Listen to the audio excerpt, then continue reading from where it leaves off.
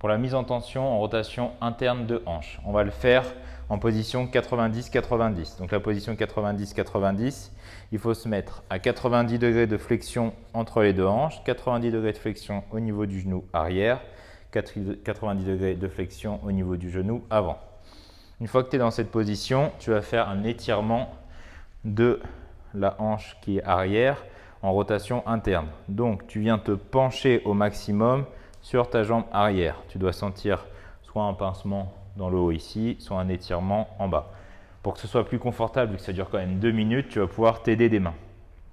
Une fois que ces 2 minutes sont passées, il va y avoir 1 minute de contraction. Pendant cette contraction, tu vas devoir faire une rotation interne, c'est-à-dire enfoncer ta cheville dans le sol.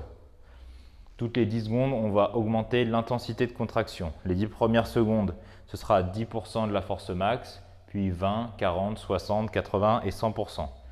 Donc il faudra bien enfoncer la malléole dans le sol. Une fois cette minute passée, il nous restera 30 secondes pendant lesquelles on va devoir essayer de décoller la malléole externe du sol. Donc ce coup-ci, on va essayer de lever le pied vers le plafond en gros. On ne va pas faire les 2 minutes de mise en tension, ce n'est pas très intéressant ensemble. Par contre, on va faire tout le reste. Donc, on imagine que j'ai fait les 2 minutes d'étirement et là, je vais lancer la minute de contraction. Donc, c'est parti. J'enfonce, donc je reste toujours proche de la position d'étirement. J'enfonce ma malléole interne dans le sol pendant 10 secondes à 10% de la force max. Ça y est, on passe à 20% de la force max.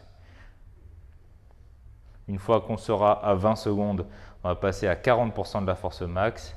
Ça y est, 40% de la force max. On sent que ça commence à chauffer. Arrivé à 30 secondes, on va passer à 60% de la force max. Ça doit commencer à brûler. Ça peut un petit peu trembler. On enfonce toujours au maximum la malléole interne dans le sol.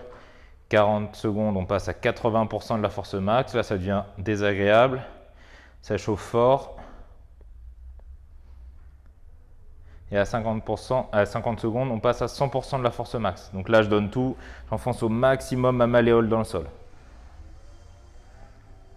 Au bout de la minute, je relâche et là, tout de suite après, j'essaye de relever la malléole externe vers le plafond. J'essaye de faire une rotation externe sans pour autant relâcher ma position d'étirement. Si je me retrouve ici, forcément, la rotation externe est facile. J'essaye de bien rester penché et de lever la malléole. Allez, il reste encore 15 secondes. Essaye de bien lever la malléole vers le plafond. Encore 10 secondes. Encore 5 secondes. Ok, c'est fini. Tu peux passer à l'autre jambe.